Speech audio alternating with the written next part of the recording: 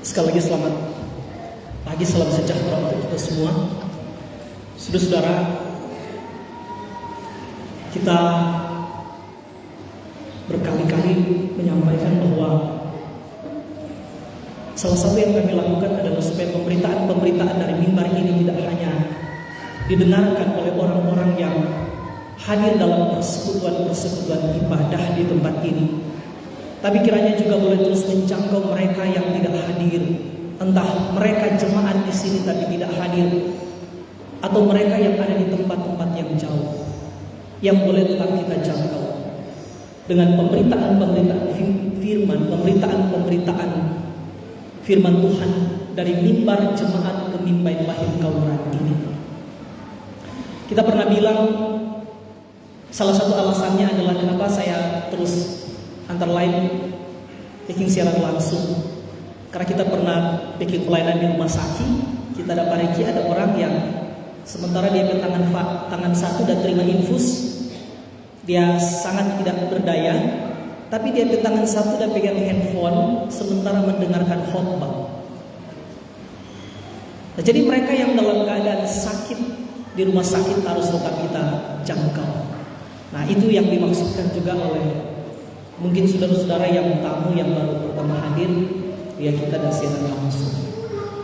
Dan banyak orang di luar sana yang boleh dijangkau dan diberkati dengan pemberitaan firman Tuhan yang tentu kita akan jaga supaya juga setia kepada teks Alkitab. Nah, saudara-saudara yang kekasih dalam Tuhan Yesus Kristus, surat Yakobus ini unik. Salah satu keunikannya adalah dibandingkan dengan kitab-kitab atau surat-surat yang lain, surat Yakobus tidak banyak membicarakan tentang doktrin. Dia lebih banyak bicara tentang hal-hal praktis. Dia lebih banyak bicara tentang kehidupan moral. Sehingga kemudian ada salah satu ayat yang paling populer di Yakobus pasal 2, iman tanpa perbuatan pada hakikatnya mati. Jadi dia tidak bicara banyak tentang doktrin, tapi dia bicara banyak tentang perbuatan-perbuatan baik. Nah, hati-hati, jangan ini dikira bahwa Yakobus itu rasul yang mementingkan perbuatan sebagai syarat untuk keselamatan. Nyanda. Orang gereja reformasi, gereja Protestan, Alkitab yang menjadi dasarnya mengatakan bahwa keselamatan itu karena iman saja. Kita dibenarkan karena iman dan kita diselamatkan karena anugerah, bukan karena perbuatan-perbuatan kita. Dan perbuatan-perbuatan baik kita sebaik apapun itu tidak akan menambah jasa atau menjadi poin yang ditambahkan supaya kita memperoleh keselamatan. Jadi betul-betul keselamatan itu ditentukan oleh anugerah, tidak oleh perbuatan-perbuatan baik kita. Itu pandangan umum dalam teologi reformasi. Kita diselamatkan bukan karena perbuatan-perbuatan kita, tapi kita dibenarkan karena iman. Kita diselamatkan oleh anugerah. Tapi bukan berarti perbuatan baik itu tidak penting. Motivasinya beda. Kalau agama-agama lain beajaran berbuat baiklah supaya engkau selamat, tapi Alkitab mengatakan berbuat baiklah karena engkau sudah diselamatkan.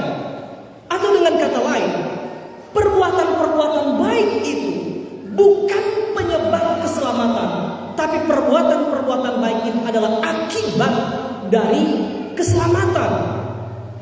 Perbuatan baik kita bukan sesuatu yang kita lakukan supaya kita memperoleh keselamatan, tapi perbuatan-perbuatan baik itu adalah sesuatu yang dituntut Allah dan harus kita lakukan, mutlak harus kita lakukan sebagai tanggapan iman kita terhadap karya agung Yesus Kristus. Jadi iman menjadi dasar perbuatan baik. Perbuatan baik harus lahir dari iman. Iman melahirkan perbuatan baik. Perbuatan baik harus lahir dari iman. Di sini perbedaannya. Maka agama-agama lain dan agama Kristen perbedaan terletak di sini. Agama-agama lain berkata, berbuat baiklah supaya engkau selamat. Tapi Alkitab berkata, engkau tidak mungkin diselamatkan oleh karena perbuatan baik. Kenapa? Karena Alkitab bilang memang tidak ada manusia yang berbuat baik. Di mana ini dicatat? Nanti saudara baca dalam Roma pasal 3 ayat 10 dan seterusnya dikatakan, di dunia ini tidak ada orang berbuat baik. Di dunia ini tidak ada orang benar. Di dunia ini tidak ada orang saleh. Tidak ada orang mencari Allah. Semua orang sudah rusak. Semua orang sudah menyeleweng. Semua orang sudah berbuat dosa dan sudah kehilangan kemuliaan Allah. Jadi kita tidak mungkin diselamatkan oleh perbuatan baik karena memang tidak ada orang yang berbuat baik. Bahkan berkali-kali kita menyebutkan, Yesaya bilang begini, kesalehan kita seperti kain kotor. Saudara, saya sudah pernah bilang, kain kotor di situ bukan tarapu. Kain kotor di situ sebenarnya kalau saudara bandingkan dengan terjemahan-terjemahan yang lain, kain kotor di situ sebenarnya adalah kain yang dipakai oleh wanita saat menstruasi. Nah, dulu belum ada pembalut. Jadi kira-kira lebih tepatnya, kesalehanmu seperti pembalut di hadapan Tuhan. Untuk menyatakan betapa tidak layaknya kita, bahkan sekalipun kita mengklaim diri sebagai orang-orang saleh, tapi tanpa iman kepada Yesus Kristus, maka kesalehan itu tetaplah menjadi seperti pembalut di hadapan Tuhan. Sudah tahu orang-orang Yahudi, orang-orang perjanjian lama, kalau perempuan lagi haid tidak boleh datang di bait Allah, kan? Dan itu yang ditiru oleh saudara-saudara kita yang di agama sebelah, kan? Jadi sekali lagi, kita tidak mungkin diselamatkan oleh perbuatan-perbuatan baik kita, karena memang kita tidak pernah berbuat baik sebelum beriman kepada Yesus Kristus. Nanti setelah kita beriman kepada Yesus Kristus, barulah perbuatan-perbuatan kita diterima sebagai kebenaran atau kebaikan di hadapan Tuhan. Itu konsep besar.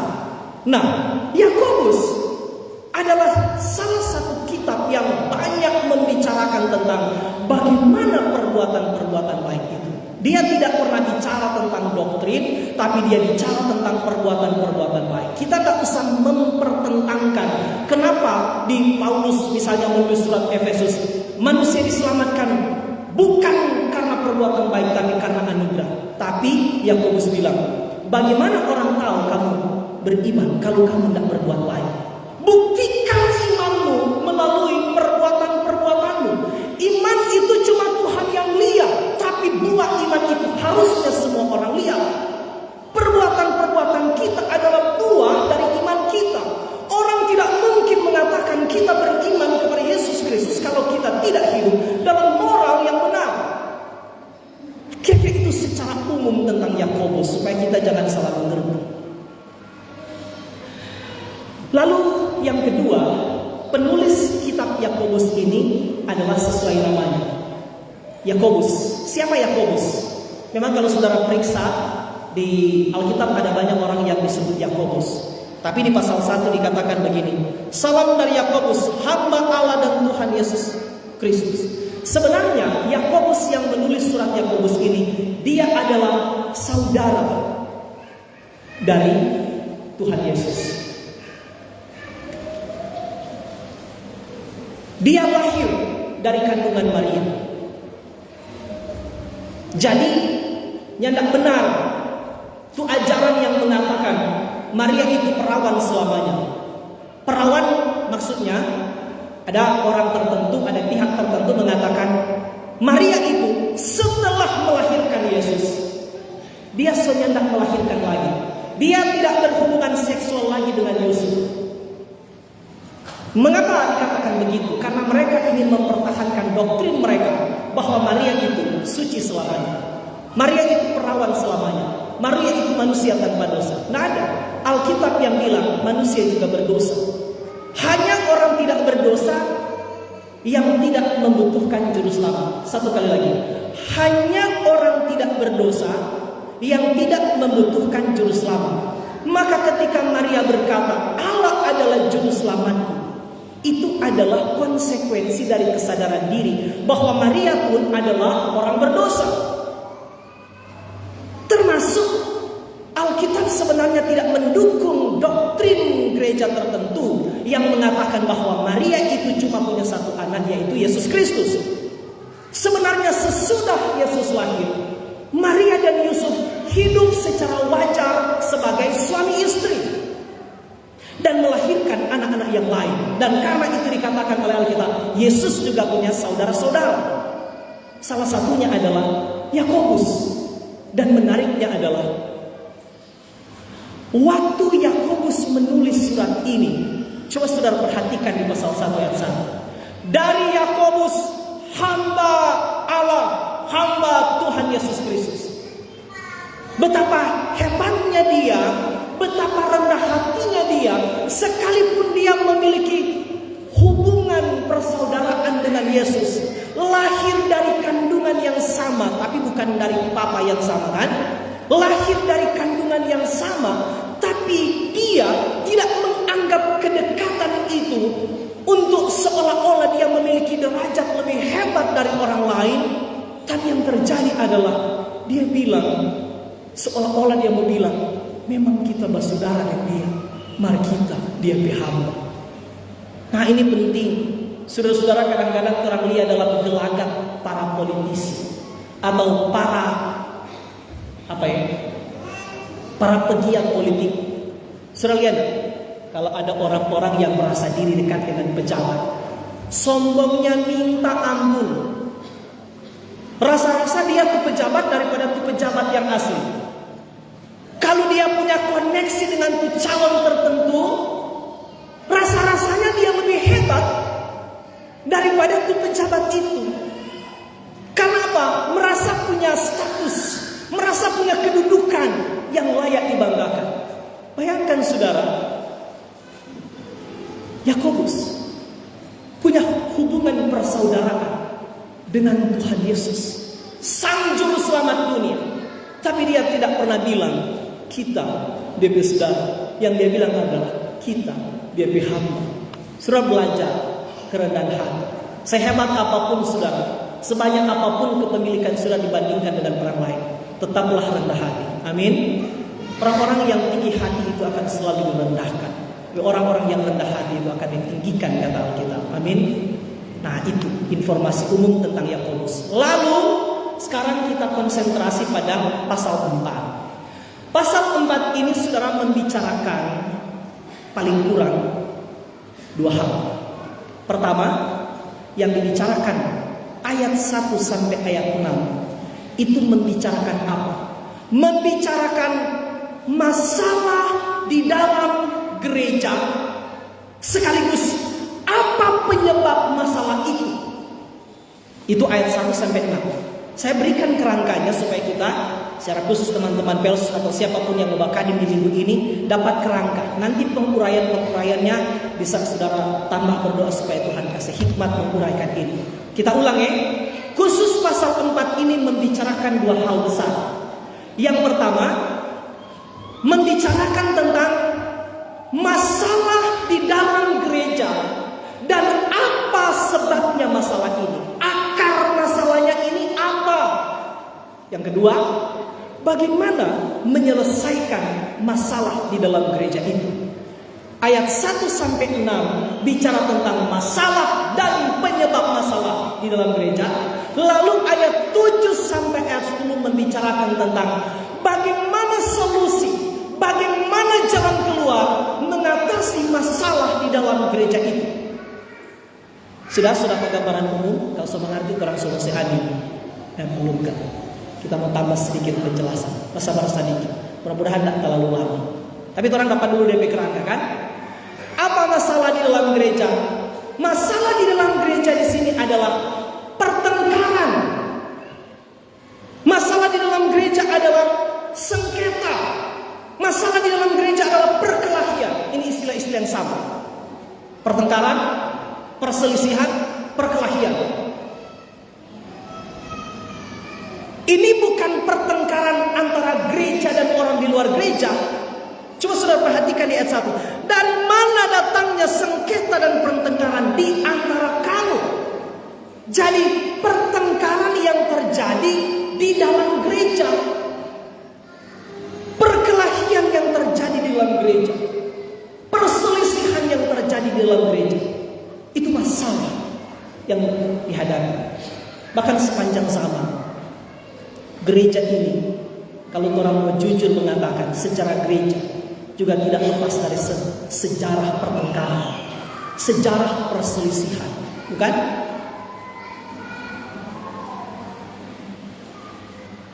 Siapa di antara yang hadir di sini yang sampai sekarang belum pernah bertengkar? Coba angkat tangan. Yang sampai sekarang seumur hidup dari lahir belum pernah bertengkar. Coba angkat tangan selain kita. Enggak. Coba angkat tangan yang sampai sekarang belum pernah bertengkar. Coba saudara, kita kasih waktu 30 detik. Lihat orang yang pernah bertengkar dengan saudara kalau udah hadir di sini. Coba lihat.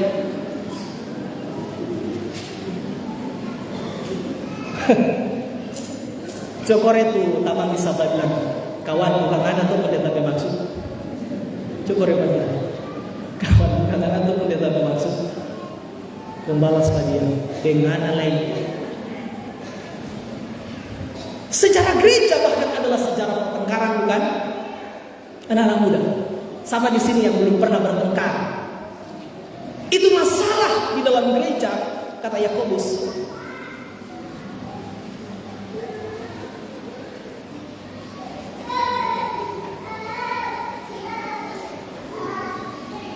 Sekarang orang tanya, penyebabnya apa? Kita sudah urai itu jenis-jenis pertengkaran, sudah tahu. Supaya orang tidak mau panjang ini. Tapi sekarang menariknya Alkitab memberitahu apa penyebab pertengkaran itu, apa penyebab perselisihan itu, apa penyebab perkelahian itu. Di sini disebutkan 4 hal. Ini betul-betul mengoreksi kita, sangat sederhana tapi sangat penting.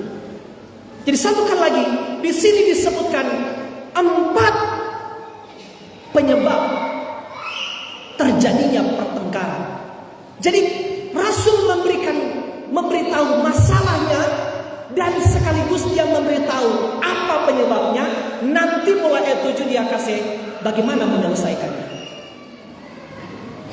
Penyebab pertengkaran dalam gereja. Pertama, Rasul Paulus bilang adalah, coba baca ayat 1. Dari manakah datangnya sengketa dan pertengkaran di antara kamu?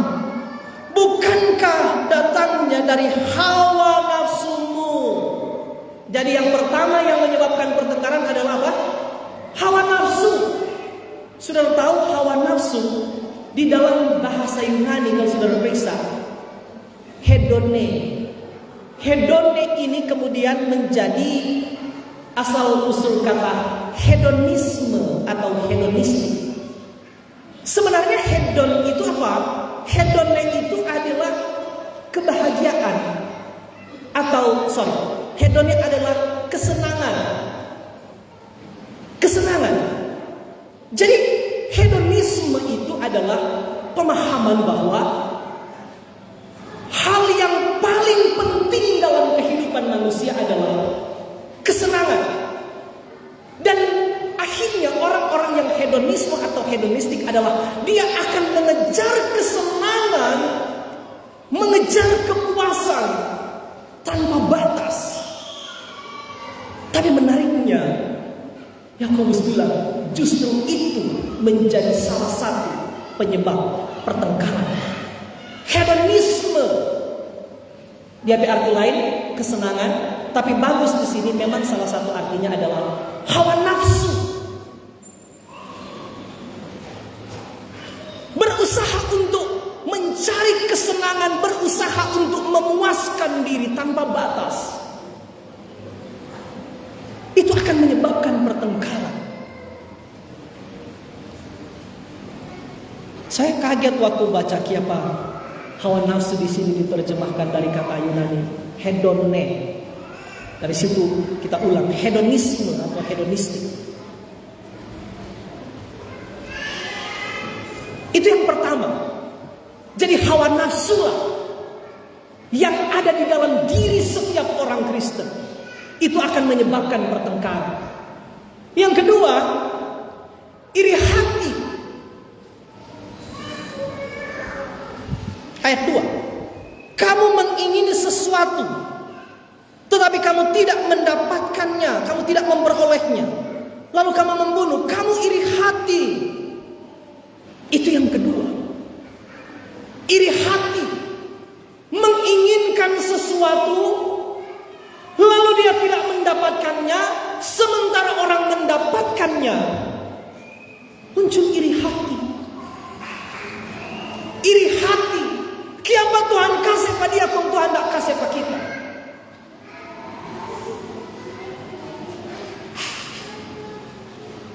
Dan akhirnya menyebabkan apa kata di sini? Itu iri hati. Kamu iri hati, tetapi kamu tidak mencapai tujuanmu. Lalu kamu bertengkar, kamu berkelahi, kamu tidak memperoleh apa-apa.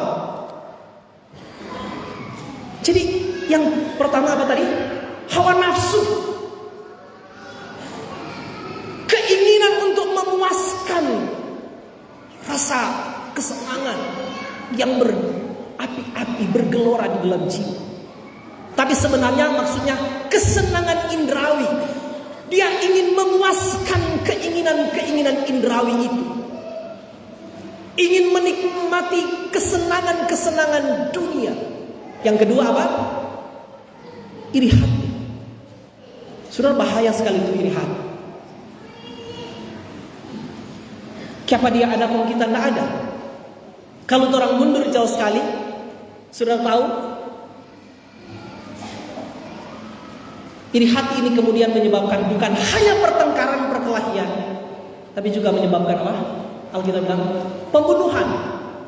Kalau orang mundur jauh sekali, kapan pembunuhan terjadi pertama kali di muka bumi? Kapan pertama kali terjadi pembunuhan di muka bumi ini? Kapan? Kapan pembunuhan pertama di dunia ini? Waktu siapa membunuh siapa? Kain membunuh Habel. Memangnya ada apa waktu itu? Sama-sama pergi ibadah. Nanti saudara baca di Kejadian 4. Sama-sama bawa persembahan. Mar satu persembahan Tuhan terima, satu persembahan yang tidak berkenan di hadapan Tuhan. Karena apa? Nanti saudara baca di Kejadian 4 bilang, karena hati Kain memang tidak benar. Jadi saudara kadang-kadang bahkan seolah-olah nampak melakukan kegiatan-kegiatan rohani, tapi kalau hatimu tidak benar, Tuhan bilang mereka beribadah kepadaku, tapi hatinya jauh daripadaku. Mulut mereka memuji-muji aku, tapi hati mereka tidak. Tuhan terima tuh Habel persembahan, Kain nyanda. Maka muncul niat untuk membunuh. Tapi kalau sudah di situ 2 kali Tuhan bilang, kenapa hatimu tidak benar? Iri hati. Dan akhirnya terjadilah pembunuhan. Itu pembunuhan manusia pertama di bawah langit. Dan itu pembunuhan terbesar dalam sejarah. Sejarah bilang Hitler membunuh berapa? Yang biasa baca sejarah, berapa kata? Tahu berapa? Biasa tahu banyak informasi. Hitler membunuh berapa orang? 6 juta. Tapi saudara tahu Kain membunuh berapa orang? 1/4 penduduk bumi. Memang karena waktu itu manusia baru 4. Iya toh?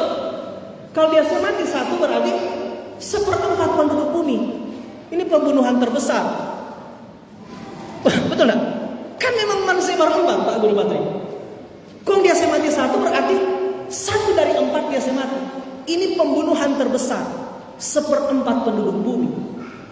Sekarang manusia di dunia berapa? Kira-kira 8 miliar. 1/4 dari 8 miliar berapa?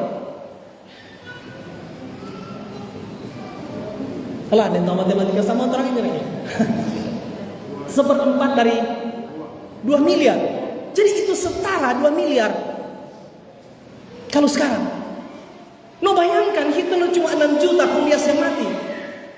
2 miliar orang. Sama kan DP logika begitu kan, DP perbandingan terkecil gitu toh. Pembunuhan terbesar didorong oleh apa? Iri hati. Saudara, hati-hati dengan iri hati. Hati-hati dengan iri hati. Siapa ada apa dia pun kita tidak ada. Ini akan menyebabkan pertengkaran. Ini akan menyebabkan perselisihan. Saudara, belajar merasa puas. Sebenarnya orang belum membicarakan solusinya. Tapi oke. Belajar orang-orang yang iri hati karena apa? Tidak pernah merasa bersyukur dan merasa puas dengan apa yang ada, dengan apa yang Tuhan beri. Yang ketiga yang menyebabkan pertengkaran adalah cara mendapatkan tujuan atau cara mendapatkan keinginan yang salah. Kita rubah sedikit DP kalimat. Cara yang salah untuk mendapatkan tujuan atau keinginan. Maksudnya bagaimana? Coba baca.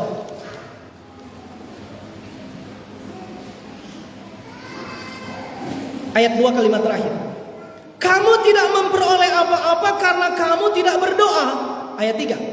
Atau kamu berdoa juga tetapi kamu tidak memperoleh apa-apa karena kamu salah berdoa, sebab yang kamu minta itu hendak kamu habiskan untuk memuaskan hedonismemu, hawa nafsumu.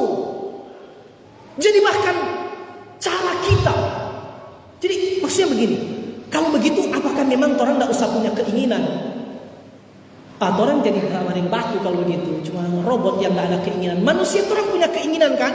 Masa boleh orang tidak ada keinginan? Harus dong punya keinginan. Keinginan apa saja. Tapi bagaimana cara untuk memperoleh keinginan itu? Ada orang kelihatan dari luar nampak bagus, dia berdoa.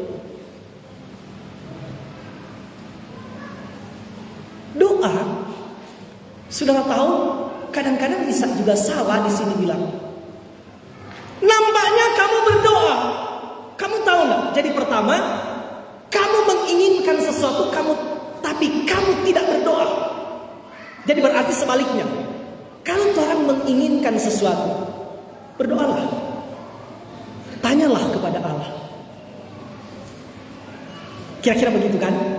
Jadi kalau orang punya sesuatu keinginan, sesuatu tujuan, berdoalah. Tanyakan itu. Kalau Allah menginginkan. Tanyakan itu kepada Allah kalau Allah menghendakinya. Hebatnya Yesus mengajar waktu dia di Taman Getsemani, saudara tahu. Di detik-detik terakhir sebelum dia ditangkap, dia mengajukan permintaan terakhir. Apa? Bapa, kalau engkau mau, biarlah cawan ini lalu daripada aku. Secara manusiawi Yesus begitu jujur dia mengatakan, kalau boleh kita tidak mau tanggung ini penderitaan. Cawan berarti penderitaan. Cawan berarti murka Allah. Cawan berarti kutuk Allah. Kalau boleh kita tidak mau tanggung. Mari Yesus bilang apa? Tetapi bukan kehendakku yang jadi, kehendakmu lah yang jadi. Dia membawa keinginan kepada Allah, tapi dia tahu keputusan Allah lah yang harus terlaksana. Kamu menginginkan sesuatu, kamu tidak memperolehnya karena kamu tidak berdoa. Atau yang kedua, kamu berdoa tapi motivasimu tidak benar dalam doa. Caramu berdoa salah, motivasimu salah. Karena kamu berdoa, tapi tujuanmu supaya Allah mengabulkan keinginanmu. Dan tujuanmu sebenarnya untuk memuaskan hawa nafsumu, keserakahanmu. Yesus memberikan prinsip doa yang benar, bukan? Di dalam doa Bapa Kami. Saudara perhatikan tak? Orang saya pernah bahas kan beberapa bulan lalu waktu saya memimpin KPI awal bulan. Orang saya bahas tu doa Bapa Kami. Itu 1,5 jam membahas doa Bapa Kami. Kalau kita mau tanya ke saudara-saudara, siapa di sini yang nyandak hafal doa Bapa Kami? Tidak ada. Semua hafal, bukan? Tapi kalau kita tanya, apa isi doa Bapa Kami? Orang mungkin akan, waktu kita tanya, siapa yang hafal doa Bapa Kami? Orang tidak usah berpikir, langsung angkat tangan. Kita hafal. Tapi waktu saya berikan pertanyaan kedua, siapa yang tahu apa isi doa Bapa Kami?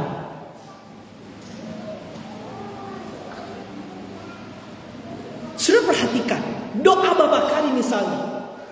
Doa Bapa Kami itu bukan sekadar sesuatu rumusan yang harus kita hafalkan. Tapi ada prinsip-prinsip yang sangat penting yang hendak diajarkan oleh Yesus di balik doa Bapa Kami itu. Sudah perhatikan misalnya ketika berbicara tentang permintaan. Tentu permintaan itu doa, tapi doa tidak selalu tentang permintaan. Kita ulang ya. Permintaan itu doa, tapi doa tidak selalu berarti permintaan. Karena kalau saudara baca di Matius 6, Yesus bilang, sebelum kamu berdoa, Bapamu yang di surga sudah tahu apa yang kamu perlukan. Nah sekarang orang berpikir begini, kalau dan Tuhan sudah tahu yang orang perlukan, ngapain mau berdoa? Iya toh, Bapamu yang di surga sudah tahu apa yang kamu perlukan sebelum kamu minta kepadanya. Nah orang putar, kalau dan Tuhan sudah tahu yang orang perlu, ngapain mau berdoa? Ngapain Yesus ajar berdoa? Karena di situ akhirnya orang tahu, berdoa pertama-tama bukan tentang meminta sesuatu. Doa bukan pertama-tama tentang permintaan, tapi doa pertama-tama adalah membangun dan memelihara relasi dengan Allah. Karena itu kalimat pertama di doa Bapa Kami adalah Bapa Kami yang di surga. Kenapa tidak bilang Tuhan kami, Allah kami? Kata Bapa mengindikasikan keinginan Tuhan untuk membangun relasi khusus. Dia disapa sebagai Bapa dan kita diposisikan atau memposisikan diri sebagai anak. Hanya anak-anak Allah yang boleh panggil Allah dengan Bapa. Jadi ini bicara tentang apa? Allah menginginkan doa itu pertama-tama adalah membangun relasi dengan Allah. Nanti sesudah relasi dengan Allah diutamakan, barulah kita mengajukan permintaan. Orang kalau punya relasi yang benar dengan Tuhan, punya hubungan intim dengan Tuhan, maka dia akan tahu apa yang Allah kehendaki di dalam doa. Kita pernah saya contoh praktis ini kan, kita ulang ya. Mungkin ada yang baru pertama hadir atau yang belum pernah dengar. Contoh begini. Maaf ya yang sudah pernah dengar ulang-ulang ini contoh, saya contoh lagi. Dulu waktu kita masih di Tondano, kita pelayanan di sana, kita cerita ulang-ulang ini karena memang data singgung ini perkara doa dan itu yang disorot oleh Yakobus, kita cerita lagi. Satu waktu kita pelayanan doa di satu keluarga yang lagi ulang tahun. Setelah selesai ibadah, tuh bapak di rumah itu bertanya lagi, pendeta, kita kok mau tanya tuh ini. Akhirnya kita mulai memberikan penjelasan ulang. Sambil kita memberikan penjelasan ulang, dorang so tegang sama mulai ulang tuh di rumah. Maksud serius. Tapi tiba-tiba, saudara tahu, tuh bapak di rumah itu dia harga DP istri pun dia begini. Apa itu kira-kira? Tuh om harga DP istri pun dia bilang begini. Apa itu ya? Apa yang terjadi saudara? Langsung berdiri tuh tanta, kom dia pergi di dapur. 3 menit kemudian dia balik, so bawa teh gula, deng, brudel. Di situ kita tahu kalau tuh di rumah itu kalau dia tuh begini, dia berarti, mam, dia bawa kamar ada apa di belakang ya? Air putih ke, kopi ke, teh ke, apa ke, teh gula atau cake atau pisang goreng atau biskuit bawa ke kamar ya. Sudah orang asing bercerita sudah jauh orang atau punya tahu soal sunnah tidak kasih apa-apa. Lama mau bilang itu terlalu lama, terlalu panjang, tidak usah jelaskan begitu, cukup begini. Sebaliknya, dari mana tuh istri tahu? Tuh begini, dia berarti tuh panjang sekali tadi. Tidak tahu, tapi kita mau tunggu dia mau bereaksi tidak? Oh nyanda. kita simpulkan, kita kedugaan kayaknya benar. Itu arti itu tak dipanjang sekali itu. Dari mana tuh Om tahu bahwa cukup begini? Nanti tuh Tante tafsir. Dan dari mana tuh Tante bisa menafsirkan tuh itu sama dengan itu tadi? Mereka memiliki hubungan intim. Hubungan intim itu melahirkan kepekaan. Nggak usah bicara banyak, kode-kode saja. Kita mau tanya saudara-saudara yang suami istri, ada kode-kode di rumah yang saudara hanya suami istri yang tahu, orang lain nggak tahu, betul nggak? Mana usah bilang bagi kita kode-kode itu, betul nggak? Ada kode-kode yang orang nggak tahu, bahkan saudara nggak bicara, istrimu tahu, suamimu tahu, betul nggak? Dari mana hubungan intim melahirkan kepekaan? Kepekaan selalu lahir dari hubungan intim. Maka kalau orang punya hubungan intim dengan Tuhan, dia akan memiliki kepekaan rohani, sehingga bahkan di dalam doa dia tahu apa yang harus dia minta, harus dia ajukan. Pas kelar ibadah, kita pulang. Kita sampai di rumah tamu tes, masih di pagar pastori kita atau sahabat tapi nyonya kau datang. Tin, kau dia bilang apa itu? Dia yang tahu, tuh kode di sana dan kode di sini lain. Tapi Yesus bilang, kalau kamu memelihara hubungan intimmu dengan Tuhan, kamu tahu apa yang harus kamu doakan. Maka muncul, saudara tahu enggak? Di dalam doa Bapa kami ada 6 permintaan. Banyak yang mungkin baru tahu kan? Apa tuh permintaan? 3 permintaan pertama itu bersangkut paut dengan kepentingan Tuhan. Dan 3 permintaan berikut bersangkut paut dengan kepentingan kita. Coba taruh kita. Bapa kami yang di surga, dikuduskanlah namamu, datanglah kerajaanmu, jadilah kehendakmu di bumi seperti di surga. Kepentingan kekudusan Tuhan, kepentingan kerajaan Tuhan, dan kepentingan kehendak Tuhan. Sesudah 3 itu muncul 3 permintaan berikut yang bersangkut paut dengan kepentingan kita. Berikanlah kami makanan yang secukupnya. Lalu apa? Ampunilah dosa-dosa kami. Lalu jangan bawa kami ke dalam pencobaan. Kebutuhan akan makanan, kebutuhan akan pengampunan dosa, dan kebutuhan akan pelepasan dari pencobaan. Tapi dari segi urutan sudah dapat pelajaran berharga. Kepentingan siapa harus didahulukan? Kepentingan Tuhan harus didahulukan. Dengan kata lain, hanya jika kita telah mengutamakan kepentingan Tuhan, baru kita boleh mengajukan kepentingan kita. Itu sebabnya Yesus bilang, cari dulu kerajaan Allah dan kebenarannya. Yang lain-lain nanti kita mau tambah. Jangan putar, cari dulu tambahan belakangan kerajaan Allah. Dari segi urutan orang belajar, kita nak mau urai, tapi dari segi urutan, mu. Lalu kami. Coba lihat dari urutan. Dikuduskanlah namamu, datanglah kerajaanmu, jadilah kehendakmu. Baru berikanlah kami makanan yang secukupnya. Ampun dosa kami, seperti kami pun mengampuni. Lalu lepaskan kami dari yang jahat. Mu. Kami. Dari segi urutan ini ada pelajaran berharga. Utamakan dulu tuh kepentingan Tuhan.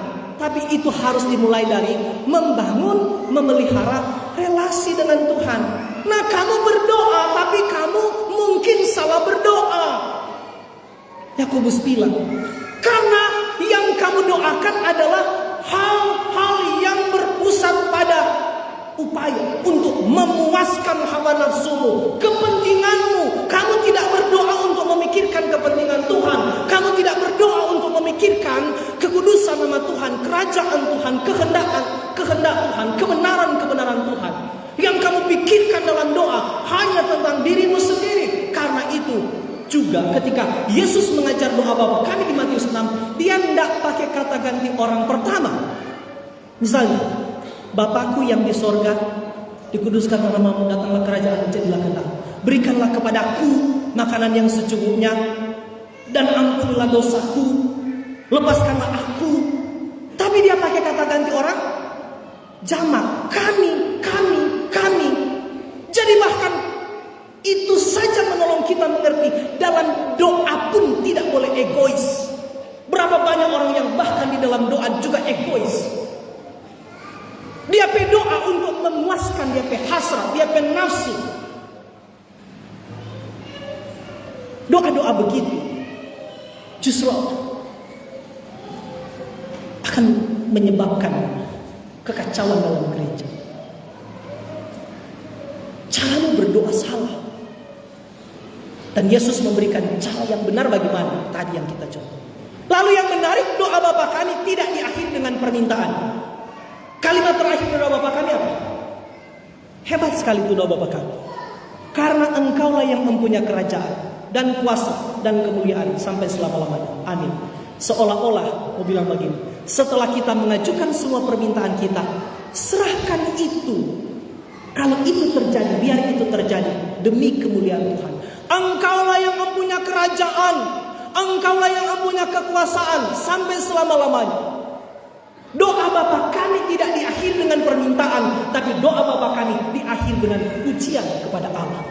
Dimulai dengan sapaan kepada Allah, lalu permintaan kepada Allah, lalu pujian kepada Allah. Orang bahkan mengoreksi orang cara-cara berdoa. Yang keempat, apa yang menyebabkan pertengkaran? Alkitab bilang apa?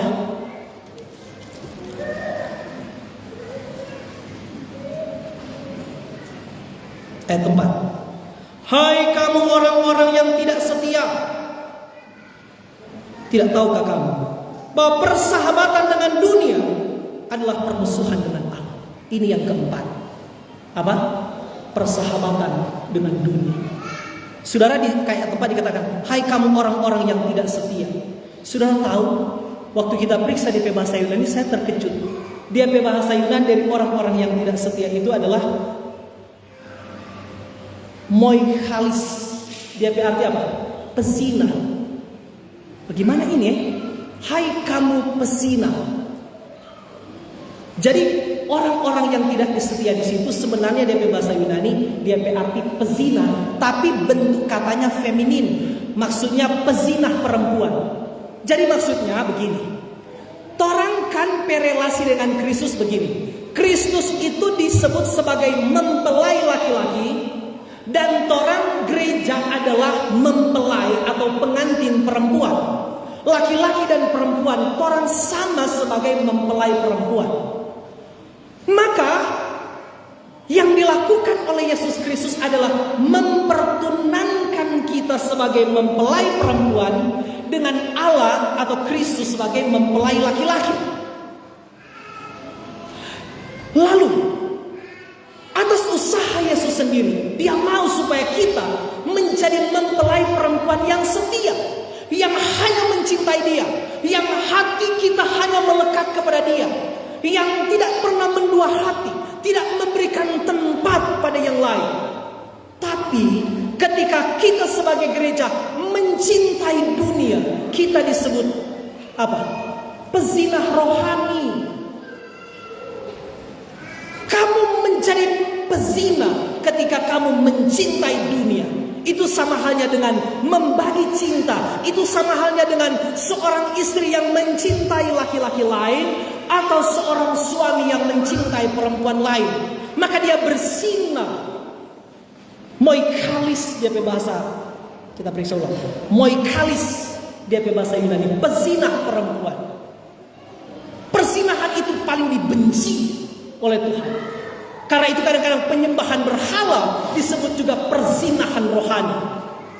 Tapi di sini Yakobus bilang, ketika kamu mencintai dunia, kamu berzinah dengan dunia, kamu mengkhianati Allah, dan itu akan menyebabkan pertengkaran di dalam gereja. Kamu tidak setia kepada mempelai laki-laki, kamu tidak setia kepada Tuhan, kamu tidak setia, kamu tidak menjadikan hatimu sebagai satu-satunya tahta dari Yesus Kristus untuk tinggal sebagai mempelai laki-laki. Ini bagus sekali pengertian. Jadi itu 4 hal yang menyebabkan pertengkaran. Satu kali lagi, apa tuh 4 hal penyebab pertengkaran dalam gereja? 1, hawa nafsu. 2, iri hati. Yang ketiga, cara untuk mendapat tujuannya salah. Termasuk dalam doa. Kita mungkin berdoa, tapi doa kita salah karena kita berdoa dengan motivasi yang tidak benar. Yang keempat, persahabatan dengan dunia. Persahabatan dengan dunia berarti permusuhan dengan Allah. Persahabatan dengan Allah berarti permusuhan dengan dunia. Pilihannya ada pada kita. Satu kali lagi, persahabatan dengan dunia berarti permusuhan dengan Allah. Persahabatan dengan Allah berarti permusuhan dengan dunia. Kita harus memilih salah satunya, dan harusnya memilih yang kedua. Persahabatan dengan Allah, kita memposisikan diri seperti istri yang setia hanya kepada satu suami. Itu yang Allah kehendaki. Di luar itu akan terjadi kekacauan di gereja. Sekarang kita masuk pada poin kedua terakhir. Kita akan percepat, kita sudah urai, kita sebutkan saja poin-poinnya. Bagaimana menyelesaikan ini? Di sini dari ayat 7 sampai ayat 10, Paulus mendaftarkan 7 hal. Apa itu? Sudah perhatikan. Jadi sekarang bagaimana dia ke solusi? Bagaimana sekarang dia ke jalan keluar? Tadi orang lihat tentang apa? Masalah dalam gereja dan penyebabnya. Sekarang bagaimana dan dia ke solusi? Saya sebutkan daftar ini tanpa penguraian-penguraian lebih panjang. 1. Solusi pertama adalah tunduklah kepada Allah. Ayat 7. Tunduklah kepada Allah. Orang yang tunduk kepada Allah adalah orang yang akan menaati firman. Ayat 7. Yang kedua, lawanlah iblis. Lawanlah iblis. Ternyata tuh perpecahan, pertengkaran, perselisihan dalam gereja tidak selalu salahkan iblis. Yang tadi Paulus koreksi orang PHT kan, tapi ternyata ada pihak lain juga yang kadang-kadang bikin kacau. Iblis. Tapi jangan selalu salahkan iblis. Oh ini hanya sudah bela-bela iblis. Nyanda, kadang-kadang orang apa-apa salahkan iblis. Sampai masalah-masalah kesehatan orang salahkan iblis. Padahal itu karena orang apa? Iri hati, hawa nafsu. Orang salahkan iblis, salahkan iblis. Tapi ayat ini bilang, oke, selain kamu tunduk kepada Allah, lawanlah iblis. Dia juga yang menyebabkan perpecahan di dalam gereja. Tapi dia urutan mesti tunduk dulu kepada Allah. Kalau orang yang tidak tunduk kepada Allah, tidak mungkin dia akan melawan iblis. Tunduk dulu kepada Allah. Yang ketiga, apa di situ? Mendekatlah kepada Allah. Perhatikan kata-kata perintah ayat 8. Pelihara hubungan intim dengan Allah yang saya katakan tadi. Salah satunya adalah di dalam doa-doa kita. Doa itu akan membangun hubungan intim dengan Allah, mengakrabkan kita dengan Allah, dan akan membuat kita bersih. Yang keempat apa? Tahirkan tanganmu. Tangan di sini sebenarnya berarti perbuatan-perbuatan yang boleh dilihat orang. Tahirkan perbuatanmu. Tahirkan tanganmu dari keberdosaan. Yang kelima, sucikan hatimu. Perbuatan-perbuatan kita mungkin orang lihat, tapi dosa-dosa dalam hati hanya Tuhan yang tahu, bukan? Tapi bahkan Tuhan bilang, hatimu juga dibersihkan. Motivasimu, jangan-jangan ada sampah-sampah di dalam hatimu, itu harus disucikan. Tapi orang butuh anugerah kan untuk menyucikan terhadap hati. Yang keenam, bertobatlah dari dosa. Kata yang digunakan di ayat 9 memang begini. Coba saudara baca. Sadarilah kemalanganmu, berduka cita dan merataplah. Hendaklah tertawamu kamu ganti dengan ratap, dan sukacitamu dengan duka cita. Ini dalam pengertian yang lebih sederhana. Merataplah atas dosa-dosamu, bertobatlah sungguh-sungguh dari dosa-dosamu. Itu dia arti sederhana. Bertobatlah dari dosa-dosamu. Itu dengan kata lain, kalau orang tidak mau bertobat tetap pelihara dosa, itu akan berdampak kekacauan di dalam gereja. Yang ketujuh, terakhir, rendahkanlah dirimu di hadapan Tuhan, karena Tuhan akan meninggikan kamu. Amin. Tuhan Yesus memberkati kita semua. Amin. Jika masih ada puji-pujian, diberi kesempatan.